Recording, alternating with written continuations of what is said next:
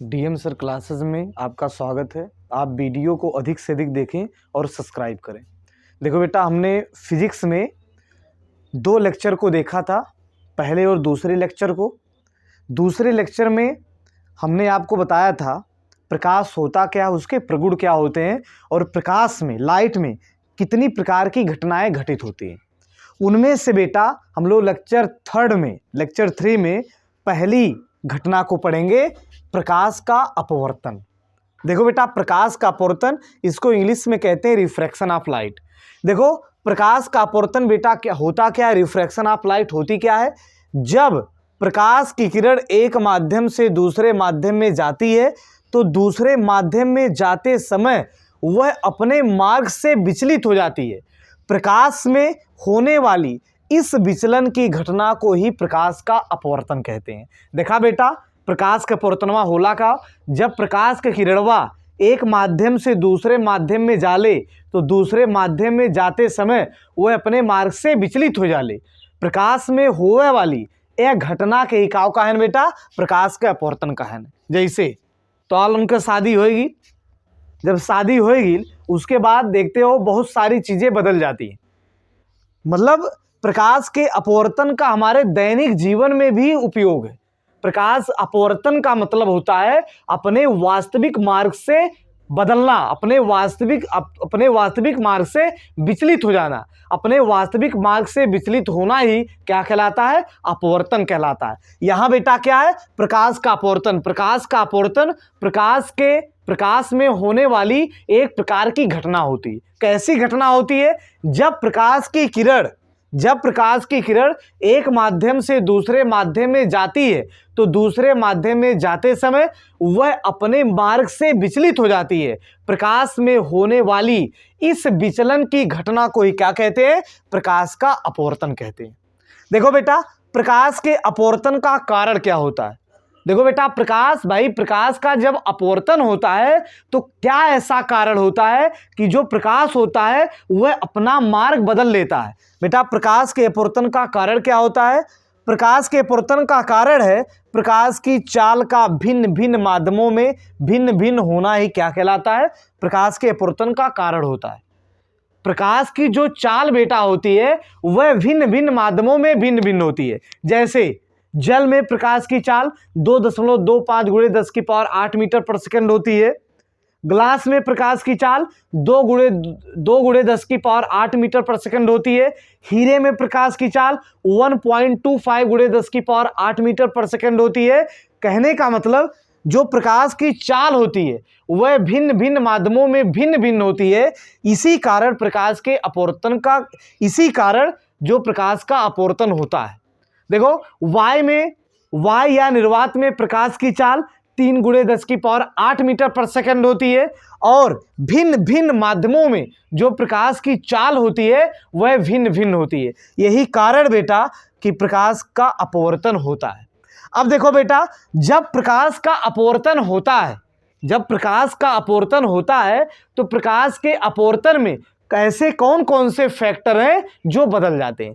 जैसे देखा, प्रकाश के अपवर्तन में बदलने वाले कारक, जब बेटा प्रकाश का अपवर्तनवा होला तो प्रकाश के चलिया बदल जाले, तरंग दैर्घ्य बदल जाला, आयाम बदल जाता है, प्रकाश की तीव्रता बदल जाती है, उसकी ऊर्जा बदल जाती है, उसकी कला बदल जाती है। बेटा, कला का मतलब होता है प्रकाश की दिशा। जब प्रकाश का अपवर्तन होता है तो अपने वास्तविक मार्ग से विचलित हो जाता है। कहने का मतलब उसकी दिशा बदल जाती है। दिशा बदलती है तो प्रकाश की कला बदल जाती है। अब देखो बेटा, प्रकाश के अपवर्तन में ना बदलने वाले कारक। देखो बेटा, जब प्रकाश का अपवर्तन होता है तो उसमें कुछ ऐसे फैक्टर होते हैं जो चेंज नहीं होते। जैसे आवृत्ति होगी रंग। जैसे बेटा तो हाल उनके शादी भइल तो बतावा, शादी के पहले अगर करिया रहला तो शादी के बाद भी का रहबा, करिया रहबा। अब शादी के पहले मम्मी कहता ला तो का शादी के पहले मम्मी ना कहबा, तबो मम्मी कहबा। तो जैसे जब आपका अपवर्तन हुआ, भाई आपकी शादी हो गई मतलब आपका अपवर्तन हो गया, तो शादी होने के बाद आपका रंग बदला नहीं बदला, आपकी आवृत्ति बदली नहीं बदली। तो जब प्रकाश का सदिया हो जाले, मतलब जब प्रकाश का अपवर्तनवा होला तो उसमें प्रकाश के अपवर्तन के दौरान ना प्रकाश की आवृत्ति बदलती है और ना ही प्रकाश का रंग बदलता है। देखो बेटा, इसके बाद हम लोग पढ़ते हैं माध्यम। देखो बेटा, माध्यम को इंग्लिश में मीडियम कहते हैं। माध्यम देखो बेटा होता क्या है, एक ऐसा पारदर्शी पदार्थ, एक ऐसा पारदर्शी पदार्थ जिसमें प्रकाश आ जा सकता है, क्या कहलाता है? माध्यम कहलाता है। एक ऐसा पारदर्शी पदार्थ जिसमें प्रकाश का आवागमन हो सकता है, ऐसे पारदर्शी पदार्थ को बेटा क्या कहते हैं? माध्यम कहते हैं। ठीक है, एक बार फिर देखो, एक ऐसा पारदर्शी पदार्थ, एक ऐसा पारदर्शी पदार्थ जिसमें प्रकाश की किरण का आवागमन हो सकता है, क्या कहलाता है? माध्यम कहलाता है। देखो, एक ऐसा पारदर्शी पदार्थ जिसमें प्रकाश के किरण का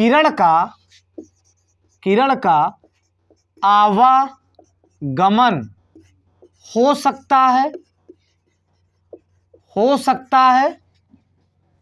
हो सकता है, माध्यम कहलाता है।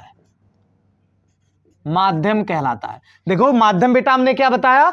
एक ऐसा पारदर्शी पदार्थ जिसमें प्रकाश के किरण का आवागमन हो सकता है, माध्यम कहलाता है। मतलब अगर प्रकाश के किरणवा एक माध्यम से दूसरे माध्यम में, दूसरे माध्यम से तीसरे माध्यम में जा सकेले और वो कैसन पदार्थ हो? पारदर्शी पदार्थ हो, वही बेटा का कहिए? माध्यम कहिए। जौन बेटा मध्यमवा होला दुई प्रकार के होला। क्या प्रकार के होला? दुई प्रकार के। देखो बेटा, जो माध्यम होता है वह दो प्रकार का होता है। पहला हो गया विरल माध्यम। क्या हो गया? पहला विरल माध्यम। दूसर का बेटा का हो गया? सघन माध्यम। क्या हो गया? सघन माध्यम। देखो बेटा, विरल माध्यम एक ऐसा माध्यम होता है जिसमें कण बहुत दूर दूर होते हैं। क्या होते हैं? कण दूर दूर होते हैं। और जो बेटा सघन माध्यम होता है, इसमें जो कण होते हैं बहुत क्लोजली बंधे होते हैं, मतलब बहुत पास पास होते हैं। कण बहुत पास पास होते हैं। फिर से देखो, जोन बेटा मध्यमवा होला वो दुई प्रकार के होला। पहल का विरल माध्यम होला, दूसर का सघन माध्यम होला। विरल माध्यम क्या होता है? एक ऐसा पदार्थ जिसमें उसके कण बहुत दूर दूर होते हैं, क्या कहलाता है? विरल माध्यम कहलाता है। जैसे पानी ले लिया और हवा ले लिया। हवा और बेटा पानी में कौन विरल माध्यम है? हवा विरल माध्यम है, क्योंकि जो हवा के कण हैं जिससे हवा बनी है, जैसे H2 हो गया, N2 हो गया, O2 हो गया, ये बहुत दूर दूर होते हैं। लेकिन पानी में जो कण होते हैं वह पास पास होते हैं, इसलिए बेटा हवा विरल माध्यम हो गया और जो जल है वह सघन माध्यम हो गया। दूसरा का पानी ले ला और पानी में चीनी डाल के शरबत बना लिया, तो पानी हो गया, शरबत हो गया। दोनों में बेटा कौन सघन और कौन विरल माध्यम है? तो आप कहेंगे जो पानी है वह विरल माध्यम है और जो शरबत है वह सघन माध्यम है। पानी विरल माध्यम होने का कारण, क्योंकि पानी में जो कण है वह दूर दूर है, लेकिन जो शरबत है उसमें चीनी भी मिली है, इसलिए उसके जो कण बहुत पास पास है, इसलिए चीनी शरबत सघन माध्यम है और पानी विरल माध्यम है। तो बेटा विरल माध्यम में कण दूर दूर होते हैं और जो सघन माध्यमवा होला उमन कण बहुत पास पास होने। अब देखो बेटा, हम लोग माध्यम से संबंधित नियम पढ़ेंगे। माध्यम से संबंधित नियम पढ़ेंगे। देखो, माध्यम से संबंधित नियम, पहला नियम देखो, हम लोग बेटा माध्यम से संबंधित नियम पढ़ेंगे। इसका पहला नियम क्या है? ये बेटा माध्यम से संबंधित नियम है, प्रकाश के अपवर्तन का नियम नहीं है। इस पर आप लोग इसका ध्यान दीजिएगा, माध्यम से संबंधित नियम है। पहला नियम क्या है? जब प्रकाश की किरण विरल माध्यम से सघन माध्यम में जाती है तो अभिलंब की ओर झुक जाती है। ध्यान से देखा लोगों, जब प्रकाश की किरण विरल माध्यम से सघन माध्यम में जाती है तो सघन माध्यम में जाते समय वह अभिलंब की ओर झुक जाती है। देखा बेटा, देखो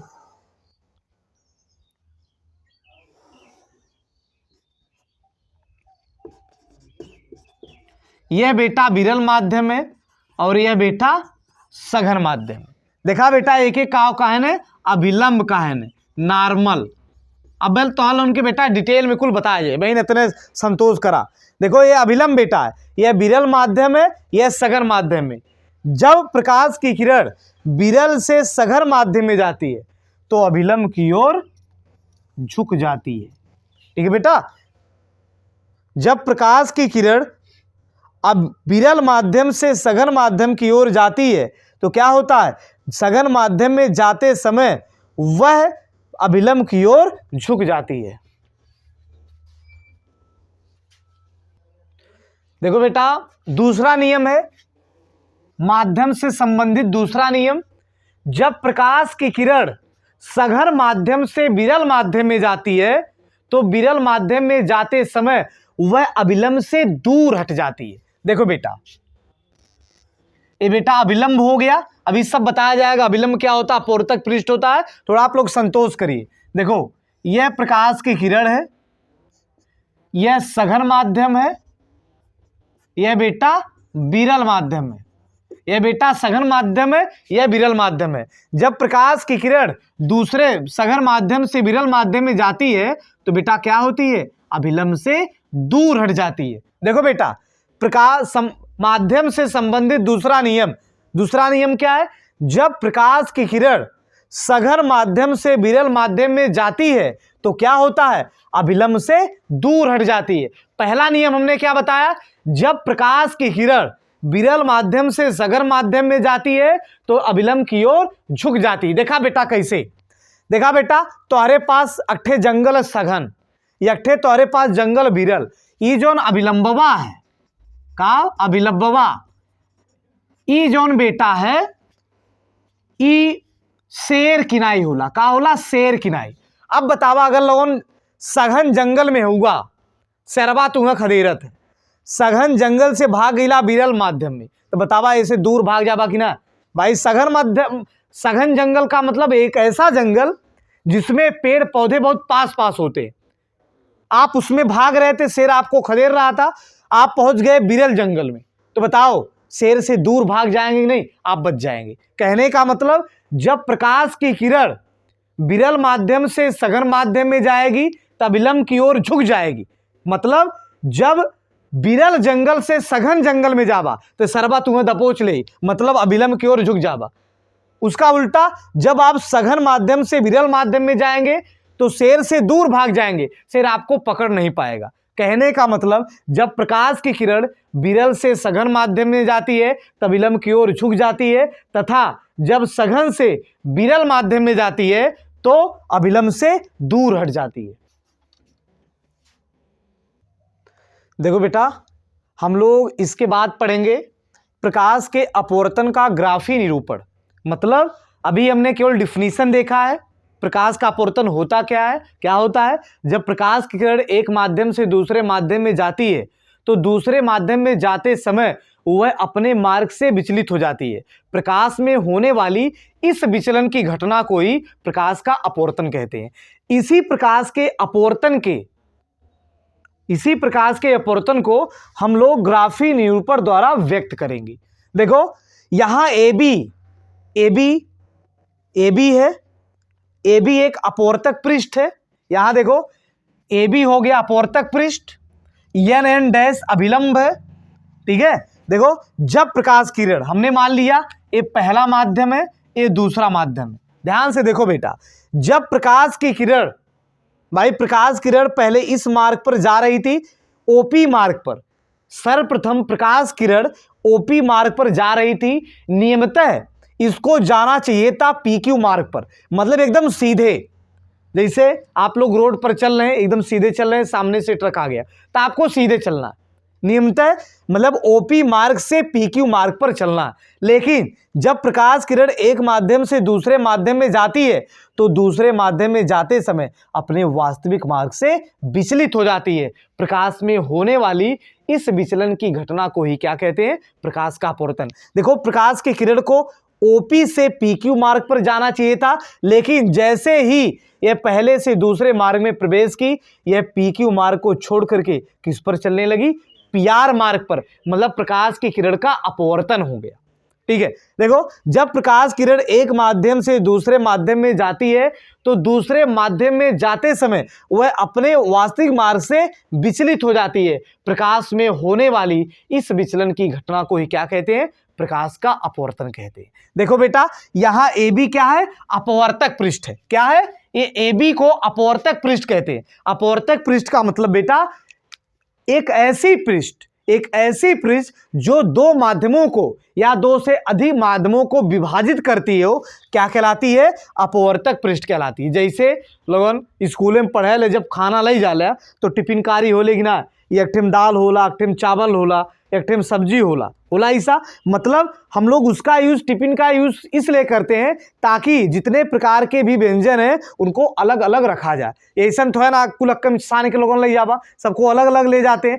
उसी प्रकार से अपवर्तक पृष्ठ का काम है। अपवर्तक पृष्ठ दो माध्यमों को विभाजित करती है, कहती भैया आपको इधर रहना, फिर इसके बाद इनको इधर रहना। तो अपवर्तक पृष्ठ एक ऐसा पृष्ठ होता है जो दो माध्यमों या उससे अधिक माध्यमों को क्या करता है? विभाजित करता है। सॉरी, फोन आ गया। देखो, एन डैश अभिलंब, देखा बेटा, अभिलंब। एन डैश क्या? अभिलंब। देखो, एन डैश क्या है? अभिलंब। एक ऐसा पृष्ठ जो अपवर्तक पृष्ठ पर लंब होता है, क्या कहलाता है? अभिलंब कहलाता है। एक ऐसा पृष्ठ जो अपवर्तक पृष्ठ पर लंब होता है, अभिलंब कहलाता है। तो एन डैश बेटा क्या हो गया? अभिलंब हो गया। तीसरा देखो, पी, यहां पी आपतन बिंदु। आपतन बिंदु अपवर्तक पृष्ठ पर उपस्थित वह बिंदु जहां से प्रकाश के अपवर्तन की घटनाएं घटित होती हैं, क्या कहलाता है? आपतन बिंदु। आपतन बिंदु एक ऐसा बिंदु होता है जहां से प्रकाश के अपवर्तन की घटनाएं घटित होती हैं। उसके बाद देखो चौथा, ओपी आपतित किरण। ओपी क्या है? आपतित किरण। वह प्रकाश की किरण जो पहले माध्यम में सर्वप्रथम प्रवेश करती है, क्या कहलाती है? आपतित किरण कहलाती है। तो ओपी क्या? आपतित किरण है, क्योंकि यह प्रकाश के पहले माध्यम में प्रवेश होने वाली प्रकाश की किरण है। तो जो पहले माध्यम में प्रकाश की किरण उपस्थित होती है उसी को क्या कहते हैं? आपतित किरण कहते हैं। वह किरण जो पहले माध्यम में प्रवेश करती है आपतित किरण कहलाती है। उसके बाद देखो बेटा, पीआर क्या है? पीआर जो है वह अपवर्तित किरण है। वह किरण जिसका अपवर्तन होता है क्या कहलाती है? अपवर्तित किरण कहलाती है। उसके बाद देखो बेटा, आई क्या है? आई आपतन कोण। आपतन कोण क्या होता है? आपतन कोण देखो, वह कोण अभिलंब तथा, ये अभिलंब बेटा हो गया, और ये क्या हो गया? आपतित किरण।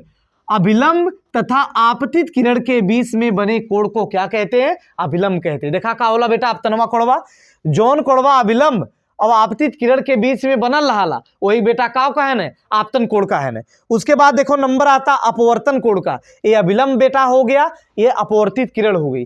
तो अभिलंब और अपवर्तित किरण के बीच में जो कोण बनता है उसी को बेटा क्या कहते हैं? अपवर्तित किरण कहते हैं। एक बार और लोगों ने देखा, ओपी बेटा क्या है? अब कुल हटा दे, टेंशन मत ले। ओपी का है? देखो पहले ए बी क्या है? अपवर्तक पृष्ठ है। एन डैश क्या है? अभिलंब है। ओपी क्या है? आपतित किरण है। पीआर क्या है? अपवर्तित किरण है। आई क्या है? आपतन कोण है। आर क्या है? अपवर्तन कोण। फिर एक बार लोगों ने डिफिनीशन देखा, ए बी क्या है? अपवर्तक पृष्ठ। वह पृष्ठ जो दो माध्यमों को विभाजित करती है अपवर्तक पृष्ठ कहलाता है। देखो एन डैश क्या? अभिलंब है। वह पृष्ठ जो अपवर्तक पृष्ठ पर लंब होता है अभिलंब कहलाता है। तीसरा पॉइंट है आपतन बिंदु। आपतन बिंदु क्या होता है? वह बिंदु, अपवर्तक पृष्ठ पर उपस्थित वह बिंदु जहां से प्रकाश की घटनाएं घटित होती हैं, आपतन बिंदु कहलाता है। उसके बाद बेटा देखो ओपी आपतित किरण है। वह प्रकाश की किरण जो पहले माध्यम में प्रवेश करती है क्या कहलाती है? आपतित किरण कहलाती है। PR बेटा क्या है? अपवर्तित किरण है। वह प्रकाश की किरण जिसका अपवर्तन होता है अपवर्तित किरण कहलाती है। उसके बाद बेटा देखो I क्या है? आपतन कोण। अभिलंब तथा आपतित किरण के बीच में बने कोण को आपतन कोण कहते हैं।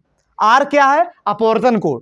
अभिलंब तथा अपवर्तित किरण के बीच में बने कोण को क्या कहते हैं? अपवर्तन कोण कहते हैं। क्या कहते हैं? अपवर्तन कोण कहते हैं। देखो बेटा इसके बाद की टॉपिक है अपवर्तनांक। अपवर्तनांक, देखो बेटा अपवर्तनांक को इंग्लिश में कहते हैं रिफ्रैक्टिव इंडेक्स। देखो बेटा हम इस टॉपिक को अच्छे तरीके से कवर करते हैं। रिफ्रैक्टिव इंडेक्स, अपवर्तनांक। देखो बेटा अपवर्तनांक एक बहुत ही मोस्ट इंपॉर्टेंट टॉपिक है। आपको आज अपवर्तनांक का पूरा पोस्टमार्टम करेंगे। देखो पहला पॉइंट क्या है? अपवर्तनांक होता क्या है? देखो अपवर्तनांक क्या होता है? अपवर्तनांक एक ऐसा प्रकाशीय टूल है। अपवर्तनांक एक ऐसा प्रकाशीय टूल है जो यह बताता है कि एक माध्यम किसी दूसरे माध्यम से कितना सघन है अथवा कितना विरल है। मतलब अपवर्तनांक के द्वारा हम लोग क्या पता कर पाते हैं? सघनता और विरलता को पता करते हैं। क्या पता करते हैं? सघनता और विरलता को। अपवर्तनांक एक ऐसा प्रकाशीय टूल है, या यूं कह लो एक ऐसा प्रकाशीय टूल जो किसी माध्यम के सघनता और विरलता के बारे में बताता है। क्या कहलाता है? अपवर्तनांक कहलाता है। ठीक है, तो अपवर्तनांक किसी माध्यम के सघनता और विरलता के बारे में बताता है।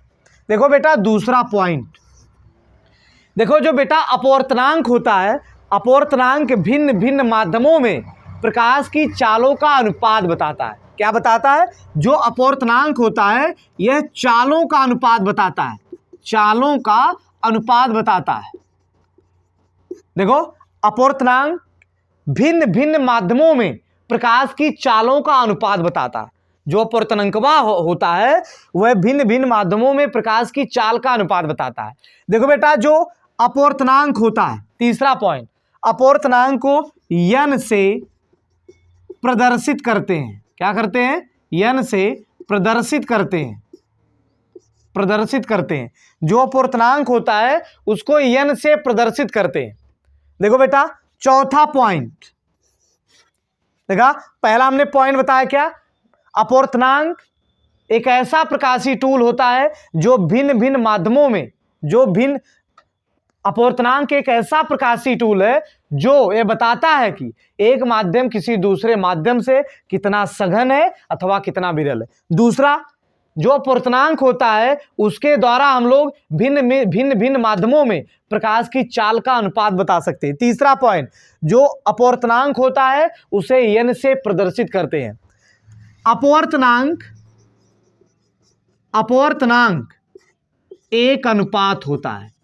एक अनुपात होता है। क्या होता है? अनुपात।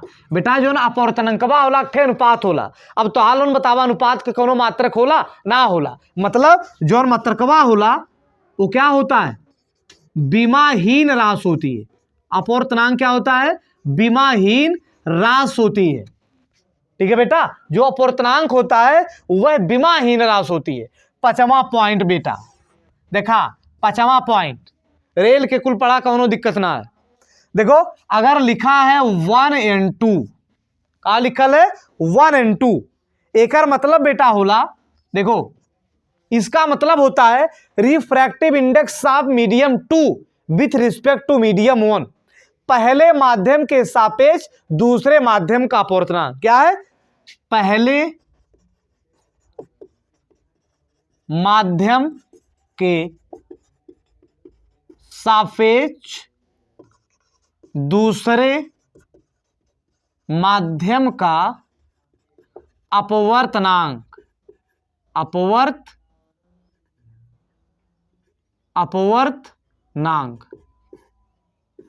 अपवर्तनांक। देखो पहला क्या 1 and 2, इसको क्या पढ़ेंगे, पहले माध्यम के सापेक्ष दूसरे माध्यम का अपवर्तनांक। ठीक है, इसका मतलब है जो प्रकाश की किरण है वह पहले माध्यम में प्रवेश करी है और दूसरे माध्यम में इसका अपवर्तन हुआ, इसीलिए इसको पढ़ते हैं पहले माध्यम के सापेक्ष दूसरे माध्यम का अपवर्तनांक। अब देखो अगर दिया गया है 2n and 3, इसको क्या पढ़ेंगे, दूसरे माध्यम के सापेक्ष तीसरे माध्यम का अपवर्तनांक। इसका मतलब क्या है, जो प्रकाश के किरणवा है वो दूसरे माध्यम में प्रवेश कैल है और एक अपवर्तन कौन में, तीसरे माध्यम में, इसलिए इसको पढ़ते हैं दूसरे माध्यम के सापेक्ष तीसरे माध्यम का अपवर्तनांक। दिया है 3 and 4, तो इसको बेटा क्या पढ़ेंगे, तीसरे माध्यम के सापेक्ष चौथे माध्यम का अपवर्तनांक। देखा बेटा, ठीक है, तो इस तरीके से हम लोग अपवर्तनांक को परिभाषित करते हैं। ठीक है बेटा, देखो अगर हमारे पास एयर है तो इसका जो अपवर्तनांक होता है इसको स्मॉल ए से प्रदर्शित करते हैं। अगर माध्यम हमारे पास वाटर है तो इसको W से प्रदर्शित करते हैं। अगर माध्यम ग्लास है तो इसको G से प्रदर्शित करते हैं। अगर माध्यम डायमंड है, डायमंड, इसको D से प्रदर्शित करते हैं, इसको D से प्रदर्शित करते हैं। और बेटा जान लो, दुनिया का जितना भी अपवर्तनांक होता है, चाहे जिस पदार्थ का अपवर्तनांक निकालेंगे सब y के सापेक्ष निकालते हैं। दुनिया का जितना भी अपवर्तनांक निकालते हैं सब y के सापेक्ष निकालते हैं। ऐसा क्यों होता है, अब बता बेटा हो, जौन अपवर्तनांकवा है, रिफ्रैक्टिव इंडेक्सवा है, ओके के निकाली, मनई निकली है घड़ियाल की मछली, आदमी निकली है ना, हम तो निकाल, तो हम तो कहाँ रहीला, वाई में रहते हैं। तो जब हम लोग वाई में रहते हैं तो दुनिया का जितना भी अपवर्तनांक है उसको किसके सापेक्ष निकालेंगे, वाई के सापेक्ष। अब देखो मैं यहाँ बेटा कुछ अपवर्तनांक लिख रहा हूं, आप इसको नोट कर लीजिएगा। ANW हो गया, ANW, इसको क्या पढ़ते हैं, हवा के सापेक्ष जल का अपवर्तनांक। तो उनके बहन के बतौली है दुनिया के जितना अपवर्तनांक होला कुल के करे सापेक्ष निकाल जाला, हवा के। तो ANW इसको क्या पढ़ेंगे, हवा के सापेक्ष जल का अपवर्तनांक, refractive index of water with respect to air. ये कितना होला बेटा, 4/3 गो होला।